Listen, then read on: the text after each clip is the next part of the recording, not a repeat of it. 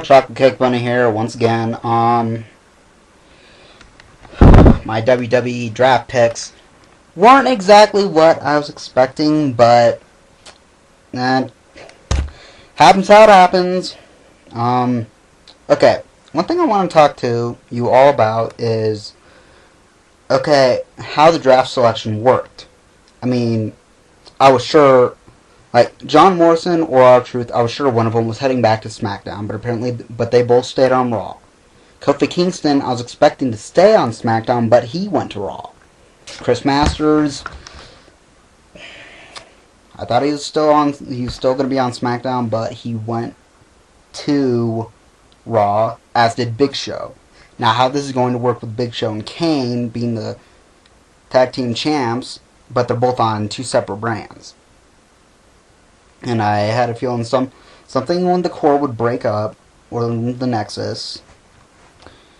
Now, what I thought was really peculiar was how the first pick of the Monday Night Raw draft was John Cena. He goes to SmackDown. I was really shocked. I was like, wow. Okay, then later on in the night, all the other stuff happens. Randy Orton goes back to SmackDown. Now that was a big shocker. I was like, wow. I was like, holy shit, how the hell can you keep that? You take him, he's one of the main guys off of Raw. He and John Cena are the two big ones. But with Edge gone, I believe they had to do something with one of them. Randy Orton was an obvious choice. Of course, I would have preferred Christian, but that's just me. I'm glad he did not get picked to go back to Raw, and he stays on SmackDown. I like that. And Alberto Del Rio, I had a feeling, since he's been coming on Raw so much, I'm kind of like, he's going to Raw. I'm kind of like, I knew that was going to happen. Now, Drew McIntyre, I wasn't sure if he was going to be staying on SmackDown or Raw, so I was kind of iffy on that one. But he went to Raw, which, honestly, I think that might be a good push for him. He might get a little more recognition. Which brings me to my next point. CM Punk. Apparently, his contract is coming up, and it is almost done.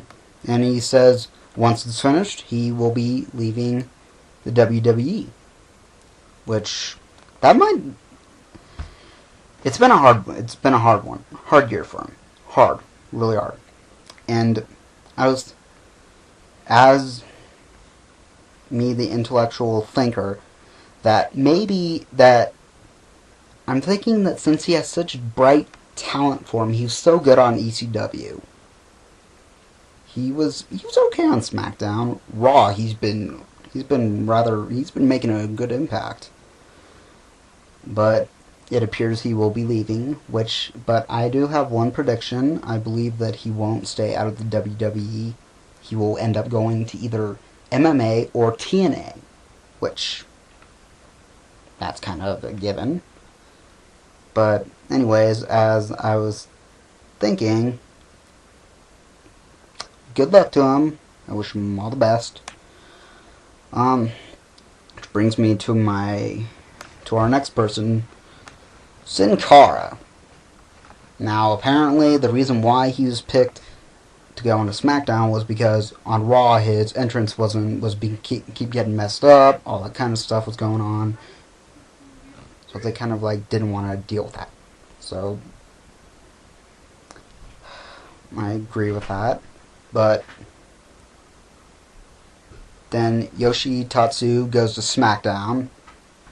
That one, I think that's actually really good for him, because ever since he was on ECW, ever since he came into the business, he was great. When he went to Raw, he was good. I'll admit that. But now that I'm going to SmackDown, he has a really good chance of becoming an Intercontinental Champ, which that's a good thing for him. Now, my last order of business is this whole deal with Christian. I was hoping his reign would have been a little longer, but it only turned out to be a week, which I was really happy when he won the world heavyweight title. I was thinking for sure he was going to make it, that he would keep hold of that just like he did the ECW championship. But it didn't work that way. I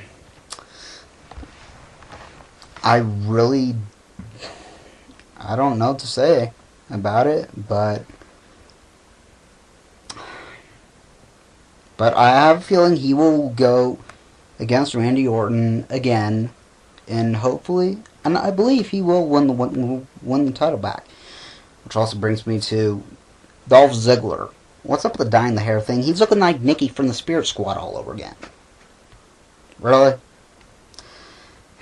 I don't know what's going on anymore. Anyways, that is my review for everything. I hope y'all enjoy. I'm going to leave you out with Christian's theme song. Message me, add me as a friend, subscribe. Do all that. I will be greatly happy.